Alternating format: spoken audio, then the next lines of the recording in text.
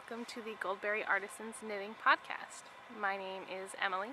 Thank you for joining me. This is only my second episode, so I appreciate all of you new viewers and the people who have watched my whole other one episode. Thank you for coming back. I just realized after I get all ready, I got my stuff together to come out and podcast, I realized I'm wearing the same shirt that I wore last time. I promise I wear different clothes, but purple's my favorite color, so I wear purple. So originally, about a week and a half ago, I had recorded a podcast. But then I went to edit said podcast, and there was a whole middle section that did not record. And then I was gone all last week. I was volunteering at the summer camp that I grew up attending and working at. So I was gone all last week, and now I finally have a chance to podcast. And I'm hearing distant peals of thunder in the background, so let's hope the rain holds off. Because knitting and cameras are not the biggest fans of rain. So hopefully we'll actually make it through this time. So to begin with, I'm drinking sweet tea today because it's hot outside. I don't like hot weather, but oh well, gotta make it through. I don't have any emergency snacks today, which makes me a little sad. I need to work on having snacks. I mean, I have apples, but apples are not easy to eat politely, and I don't really like to eat them in front of people because it just makes a mess. So, yes, so. Transitions are just not my thing. Going from one subject to a completely unconnected subject is a little rough. I'll work on it. So to begin with, so today I'm going to be talking about what I have on the needles, off the needles, some yarn and fiber that I've purchased lately. And then today I'm also going to be talking about buying yarn with a purpose. So to begin with, I cast on my Waiting for Rain shawl. If you remember, I talked about the yarn that I had bought for the shawl last time. I haven't worked on this a whole lot recently, but here is the beginnings of my Waiting for Rain shawl. So if you haven't seen it, it's basically I don't know what constructions. I don't know if it's half circle or triangle. I don't really know. I'm not a big shawl person, so I don't know all the technical terms. But the body of it is knit and garter stitch, and then there are these lace short row sections. So the first time I knit this, I got about halfway through, realized I had so completely messed it up that I ripped it back and started over again. But that's the really nice part about having the lace sections being short rows, is that I didn't have to rip out, rows of hundreds of stitches in each row. I just had to rip out this little lace panel. Now I'm realizing at this point, I'm not anywhere close to being finished, but I have this much left of the gray and this much dark gray and this much left of the light gray, because I bought 2 skeins of the dark gray, 2 of the light gray. Sorry, I don't remember the exact colorways. Oh, hold on. This is Quince & Co. Finch in Storm, which is the dark gray, and Frost, which is the light gray. So I'm not going to have enough of the dark gray, because originally my plan was to have most of the body of the shawl be the dark gray, and then the light gray be, like little stripy sections right around the lace panels and just for the lace panels. But I'm thinking I may either include more lace panels, because there are, when you buy the pattern, you also get a document that tells you hacks for Waiting for Rain if you want to adjust the shawl. So I might end up doing more of the light gray sections. You'll see. So that is my Waiting for Rain shawl. I have it in this cute little project bag that Michelle, who was my partner for the swap that Melody of Bee Mandarines hosted, she made this and sent it to me. This is also, if you remember in my last episode, I was talking about the yarn from West Yorkshire Spinners that I was using, and she sent me that yarn as well as this super cute project bag. So I can fit so far the shawl and all my yarn in here. So next up, that is on the needles, is the Flora Cowl. This is from the Making magazine by Carrie, Bostick, Hoge. It's actually a fairly simple lace chart to follow, because it's basically, in some sections you're doing SSKs to get stitches to go one way, and the other sections you're using knit two togethers to get it to go in the opposite direction. So, I mean, I'm not overly far on here, but I am using Knit Picks Lindy Chain in the Gosling colorway. This color looked a little different online. I'm not totally sure. It's kind of a, I don't remember how they described it online, but it's sort of like a green-gray color, which when it first arrived in the mail, I wasn't totally pleased with it. I didn't really like it, but as I started to knit it up, I like it a little better. It kind of reminds me of like the ocean on a foggy day, or like just sort of fog. So, like, it's good, nice neutral color to have a cowl in. My problem is that I love scarves, but I have so many brightly patterned scarves that then when I wear a brightly patterned shirt, then I have no scarves to go with it. So hopefully the Flora Cowl will be a good one. Next on the needles is my Agatha socks. I'm working on a pair of Agatha socks. The pattern is by Claire of the New Hampshire Knits podcast. I just finished the first one yesterday. Yes, yesterday, and started the second one. I don't have the yarn band with me, but I'm using Knit Picks Stroll. I don't know the color. I'm really bad with colorways. But basically, so the sock, I haven't knit a top-down sock in a while, but I used, autofocus, no, okay. I used a tubular, I believe it's called a long tail tubular cast on, which I am definitely, yes, definitely a fan of. Hold on. Because if you look, it's basically, it's like an invisible cast on, and it's super stretchy, which is nice because this stitch pattern is quite stretchy, so it will be able to fit something like a wider leg or foot, but it looks just as good when it's not stretched out. So, yep. So nice. Focus. There we go. Use the tubular cast on. And I did continue the reinforcement of the slip stitches just down around the heel a little bit, which was, I heard Eva of the Charmavit video podcast, which is available on YouTube. She talked about how she continues the heel reinforcement, because socks don't normally wear out in the back, they wear out underneath your heel. So I thought about continuing it farther, but I just didn't. So I'm going to be entering these, once I get a picture, when they're done, into the Podcaster Along Knit Along that is hosted by Michelle of the Actually Knitting podcast. It's an audio podcast, but through the summer, I believe it started last month and it runs until September, mid-September. She's hosting a knit along where you use either yarn, a knitting pattern, or stitch markers or project bag made by a podcaster, just to help support podcasters, and a lot of them are offering coupon codes for their patterns or yarns or their products. So I'm going to be entering these because Claire is the podcaster from the New Hampshire Knits podcast. I don't think I've ever said the word podcast so many times in such a short amount of time. So I'll be entering these, and I'm also going to be entering because there are her podcast, Michelle's podcast, the Actually Knitting, there are some sponsors, and you can enter if you use any of the sponsors' products, and Knitter's Pride is one of the sponsors, and I'm using Knitter's Pride double pointed needles. So I'll actually get to enter this 2 times, one for the needles and one for the socks. So if you're knitting anything by a podcaster, or you want to just find more podcasts, support them, then you can check out, all the details are in the Actually Knitting podcast Ravelry group. I will also be entering, once I finally get around to weaving in the ends, my Blom shawl, because this was knit by Melody of Mandarines, and she has a video podcast on YouTube.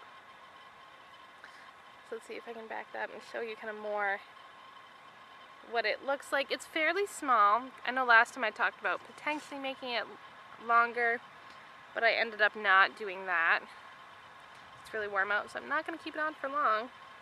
But my big concern was that it wasn't going to be long enough to wrap around my neck and stay secure. But so far, the couple times I've tried it on, it seems to be working. So, because it's long enough so I can bring the ends on around and tuck them up under. Because that's my problem with shawls, is I don't like to fiddle with them. I mean, obviously it's really warm for right now, but I mean, I can wear it like this for a more casual look, or I can just sort of drape it. I won't do it right now because it's too warm to be wearing a wool shawl. It's the middle of July. But I love this shawl. The yarn is really nice. It's Strength from Boho Chic Fiber Co. And it's I forgot to bring a tag with me. I believe it's Corriedale wool with nylon. I think it's a sock yarn. But I love the color, because it's all within the same realm of sort of pinks and reds, but it's beautiful yarn. I love it. So that's my Blom shawl. I'm really bad about weaving in ends. Like, I'll find projects that literally the only thing to be finished is the ends need to be woven in. I like the process of knitting, but not all the seaming and the finishing. I'll do it once I start doing it, I'm fine. It's just getting myself to actually do it that's the problem. So if you remember, I was talking about these gloves last time. These are the Antiquity gloves by Alicia Plummer, who is a local Maine designer. I live in Maine. I believe I forgot to mention that, but I'm from Maine. Hanging out in my backyard here in Maine. Okay, so I finished the second one, but I neglected to compare them before I cast on. So one of them, I did an extra pattern repeat before I did the ribbing at the top, and the other one I did not. So I'll have to just rip it back and add more. I still have a little bit more. I still have enough of the yarn. So, oops. One thing I love about Alicia's patterns is that, you know what? I think I missed, actually, it wasn't one at the top. It was a pattern repeat at the bottom, because if you look, the thumbs line up. Rats. It's okay. These didn't take very long to knit. So, I don't know, I'll figure something out. Oops. But one thing I love about Alicia's patterns, they're very well written, but she includes what cast on and what bind off she used. And that one of her patterns is actually how I learned, I finally heard about the long-tailed tubular cast on that I used for my Agatha socks, and I've used it on several other projects that I've cast on since I've used it in one of her patterns. So, which is super helpful, because a lot of designers don't include that, or they'll just say, oh, use a stretchy bind off or bind off loosely. But when I'm still a fairly new knitter, and I don't know, I haven't experimented with tons of bind offs, I haven't read books about it, I don't know much, and so it's really helpful if they'll suggest one or two bind offs or cast ons that they think would be good for the project. So that is definitely, so if you're a fairly new knitter, or even an experienced knitter, then Alicia's Plumbers are really great, because they provide a lot of that information that some patterns do not. So that's basically what I've been knitting lately. I also knit a little baby hat and a matching pair of baby booties for a church friend. Her daughter's having a baby, and so she asked if I could knit something. So I did. I don't have any pictures, I just knit them up really quickly. Nothing super special. The pattern for the baby booties was super fast, and it was really cute. So I'll include the link to that. I don't remember the name. Include the link to that in the show notes. I'm trying to kind of move quickly because the thunder seems to be getting closer. So next up, I have acquisitions. Now, I've probably bought more yarn in the past few months than I normally would, but because Knit Picks has their big summer sale on right now, it's still going on, 40% off basically all their yarns. So I'm kind of stocking up on some larger quantities of yarn for fall and winter knitting. And my family is going on a big road trip in August. We're going to be on vacation for 2 weeks, and so I figured some sweaters would be good car knitting. I mean, we're going from Maine down to Kentucky, so we're going to be in the car a lot. First up, I bought some Knit Picks palette. Actually, this is all of it. It's probably the largest quantity of yarn I've bought at one time ever. But it's going to be for a sweater. I don't really print patterns out. I normally keep them either like on my computer or on my Kindle. But the pattern is called Flight. It's by Sarah Pope. It was designed for a Brooklyn Tweed collection, one of their Wool People collections. And it's basically, it's a solid color, it's a pullover, crew neck, solid color, and then there's a little bit of like a diamond stripe sort of pattern right around the yoke.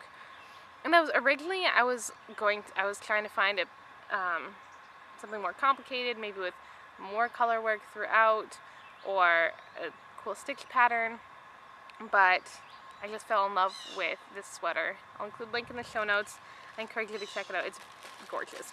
So I played it pretty safe with colors because I wanted to make sure I would have enough that looked good. I kind of followed the colors in the original pattern. So this is Knit Picks palette. So this dark color, this dark brown, is called Bittersweet Heather. This is going to be for the main body of the sweater. And then I just bought a range. You need 4 contrasting colors. So I bought a range of browns and tans for the yoke color work. So, and sometimes I get bored with plain stockinette, but especially once I start doing schoolwork, I like to knit while I read. And so sometimes the only way I can get myself to sit down and read however many chapters of homework I need to get done is to knit while I do it. And so I figured this will be a good plain stockinette knitting to do in the fall once I start school again. At the same time, I bought some Knit Picks.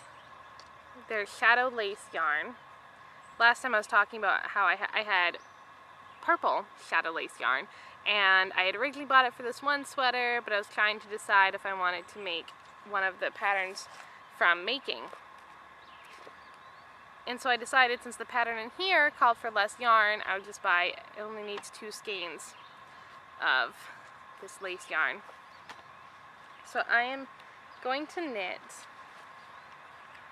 the Flora Cardi. So you can see the color I picked is pretty close to the one in the pattern. But the body of it is mainly stockinette stitch with the same stitch pattern as is in the Flora Cowl is along the edges. I've never knit a short sleeve sweater or a lace sweater for that matter, so I think it's gonna be really cool. And the sleeves, I believe they're knit along with the sweater. I think they're not like set-in sleeves or anything. I don't remember what you call that. Again, terms, I'm not good with the exact terms for things. But yeah, so I've got 3 sweaters lined up at this point, 2 lace weight sweaters, and palette is fingering weight. So that should take me through most of the fall, the rest of the summer and the fall and into the winter. Figure if I'm going to spend money on yarn, then you can get the most mileage out of it that you can. So next, I was home alone for a few days, a couple weeks ago, and that's why I had wanted to podcast originally when I recorded, because I checked out a couple of yarn fiber places. I live right outside of Portland, Maine. So there is a shop in Portland called Knitwit Yarn Shop that I'd always wanted to visit, but it's right on one of the busiest streets in Portland, and I don't like driving in downtown Portland. Just not a fan. But I finally braved it and went, and I bought Quince & Co. Finch. Before I went, I wrote down, okay, if I'm gonna get yarn, I can get yarn for one of these projects. So Quince & Co. Finch, this is in the Malbec, is that how you say it? Malbec colorway. It's a beautiful, whoo, got bright in. That's pretty true to what the color is, a beautiful sort of burgundy color. I'm going to be knitting, sorry about the focus, I'm going to be knitting the violet cap. Again, this is from Making. I just loved it. It looked like a nice simple like transitional weather hat. So I bought, so that's Quince & Co. Fink, which is, yeah, 100% wool. And then this was in the sale bin. It is knit 1, crochet 2, linen yarn, soie et lin, sorry, I can't speak French. It's a 45% silk, 20% linen, 35% nylon. It is worsted weight. Not sure when I'm going to do this, maybe a hat. But I mean, it's 309 yards. It's a fairly good amount of worsted weight yarn. Not totally sure, but I just love it. It's blue, but it's got little flecks of yellow and red in it. So we'll see what I make with this. But I couldn't pass it up. It was on sale. The Knitwit Yarn Shop, if you're ever in the area, it's beautiful. They have so many colors of Quince & Co. I've never seen that much Quince & Co. in person. It was beautiful. I believe they had all of their yarns. So they had Quince & Co., Barocco, or is it Barocco? Don't know. Swan's Island, which is another Maine-based company. See, this is why I recorded this a week and a half ago when all of this was right in my brain. I'd just been to the store. I'm trying to remember what other brands they had. They had several independent designers as well. Independent dyers. Dirty Water Dye Works and a few others. Oh, they also had Brooklyn Tweed. So there are definitely a lot of the yarns that are really big right now. So if you're in the area and you need Quince & Co., definitely a good place. I think it's slightly more expensive than the cost on the website, obviously because it's in a retail store rather than buying it directly from Quince & Co. It's going to be a little more expensive, but it's worth it. You can go, you can feel it, touch it, look at it, pick out colors, put colors next to each other. So definitely if you are in need of Quince & Co., and definitely go there. It's more higher end, high quality yarns, so it's a bit pricier than what I would normally buy. But again, Quince & Co. is affordable. I think, generally most of their yarns are less than $10 a skein. So I highly recommend it if you need Quince & Co. and if you're in the area, Knitwit Yarn Shop. Now I'm going to start another segment and talk about my other purchase. So this is the whole segment that got cut out last time I recorded. So we're going to try this again. It's definitely recording this time. I visited Port Fiber. Let's get the focus right here. Port Fiber in Portland, Maine. If you listen to the Woolful podcast, then you may remember that Casey, the owner of Port Fiber, was on there not that long ago. So I went in and I purchased this absolutely beautiful fiber. It's mixed BFL fiber. It's undyed, but part of the reason why I chose this fiber was because it has the two colors. It's got the lighter color and then the darker browns. It's also so incredibly soft. If it wasn't so hot, I'd just be rubbing this all over my face. I know my fellow knitters will understand the desire to do that. So I went in and I have a drop spindle. I've had it for a while, but I've just never really known where to start with fiber. Didn't really know. I still don't know. But I went in and Casey was in there. I said, okay, so I just told her, I have a drop spindle, but I have no idea where to start. What should I buy? So she showed me a few different things, some different roving, different options that she suggests for beginner spinners, and this is one of them. She also has a lot of different fibers, like different sheep breeds fiber. I almost got Shetland. That was my second favorite. And there are a variety of undyed and dyed fibers. Also, she does have a lot of tools for spinning and weaving. And I want to take one of her spinning classes. She offers these 3-week classes, spinning classes. The problem is that with my work schedule, I work on Saturdays. And that's often when they are. And then I got really excited. I was on the website the other day, and there was going to be Wednesday night classes in August. But I'm going to be gone for the first one, which makes me sad. So, because basically, with her classes, you can take the wheel home. You can, if you don't have one, you rent the wheel, like, for the duration of the 3 weeks of the class, and you can bring it home. But I'm not able to do that quite yet, but I want to. I want to learn how to spin. But I think I'm going to start out this week. That's my goal, is to start out drop spindling. So, we'll see how that goes. But I'm excited. The fiber is gorgeous. Unless I become like Sue from the Legacy Knits podcast and just sort of start collecting fiber without actually spinning. But if Sue started spinning, then I think I can do it too. So that's all of the directly fiber related items I have to show you. But I also wanted to talk about buying yarn with a purpose. As I showed you, I have bought a lot of yarn recently. I mean, it's summer, I'm working more, I have more spending money, so I've been able to buy some more yarn, but I'm buying it for a reason. I'm not just going on. I used to just, if Knit Picks was having a sale, I'd just go on and buy some random skeins of yarn, and they'd just sit there. Because if I didn't have a specific project in mind, then sometimes it would take me a long time to use the yarn. But I'm finally starting to buy it with a specific project in mind. Like I bought that yarn, took advantage of the sale, got it for cheaper than I normally would have, and I'm going to knit a sweater. Sock yarn is really the only yarn that I let myself just impulse buy because I know I'm going to use it. Whether it's crazy colors or solid colored, I know that I will be able to use sock yarn. But as I've been going through my yarn, trying to think about, okay, do I really need this? Am I ever going to use it? It's because I have so many just random little one skein of this kind of yarn that I may never use because I didn't buy it with any specific reason. So then when I come upon a pattern that I want to knit, but I want to use a specific yarn, then I buy different yarn for that pattern, but then I have all this other yarn just kicking around, which is fine. Sometimes it's really helpful to be able to pull that out of the stash and use it, but I'm trying to be better at buying yarn purposefully. Saying, okay, I want to make this project, I'm going to buy this yarn for it, and not just going all over the place buying yarn because it's pretty or just because it's cheap, but buying yarn that I know I will use.